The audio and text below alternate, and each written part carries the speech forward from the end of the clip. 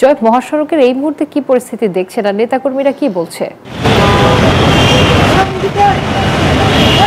ধন্যবাদ আপনাকে। আপনি যথার্থ বলছেন যে 1 ঘন্টা ধরে ঢাকা চট্টগ্রাম মহাসড়ক অবরোধ করে তারা বিক্ষোভ করেছিল, কিন্তু এখন আমরা দেখছি শুধু ঢাকা চট্টগ্রাম মহাসড়ক নয়, চট্টগ্রামের বিভিন্ন পয়েন্টে কিন্তু তাদের অবস্থান ছিল।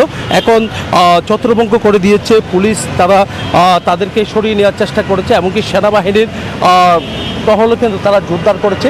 এই কারণে কিন্তু সড়ক থেকে তারা সরতে কিন্তু বাধ্য হয়েছে। আমরা দেখছি এখানে যারা আন্দোলন করেছিল, আন্দোলনকারী কেউ কিন্তু সড়কের মধ্যে নেই, তবে কোনো কোনো জায়গায় কিন্তু তারা পিকেটিং করছে, কোনো কোনো জায়গায় তারা সড়কের মধ্যে কোনো কোনো জায়গায় আগুন জ্বালানোর চেষ্টা করছে বলে আমাদেরকে জানিয়েছেন। সব মিলে বলা যায় কিন্তু এখন সড়ক থেকে কিন্তু আমরা দেখছি এখানে তাদেরকে আন্দোলনকারীদের সরিয়ে নেওয়া হয়েছে।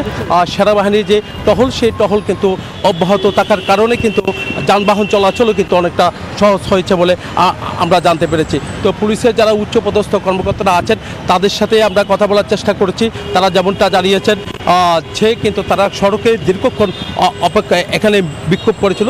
তো বিক্ষোভের এক পর্যায়ে কিন্তু আমরা একটু কথা বলার চেষ্টা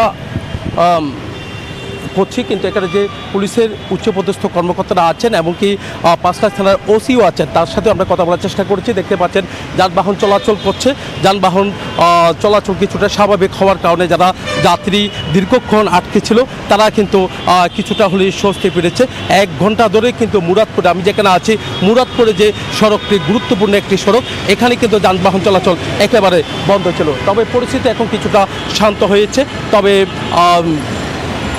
বিভিন্ন জায়গায় তাদের অবস্থান কিন্তু তারা অলিগলিতে তাদের অবস্থান দেখা যাচ্ছে, কিন্তু মূল সড়ক যেখানে আছে মূল সড়ক থেকে তারা সরিয়ে গেছে। যানবাহন চলাচল যে স্বাভাবিক সময়ের মধ্যে যেভাবে যানবাহন চলাচল করছে সেভাবে কিন্তু যানবাহন চলাচল করছে বলে আমাদেরকে জানিয়েছে। তো এই ছিল আমার এখানকার সর্বশেষ।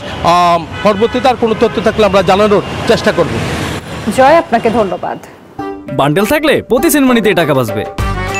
বিকাশ সেনমানি বান্ডেল কিনে জিতুন প্রতি লেনদেনে।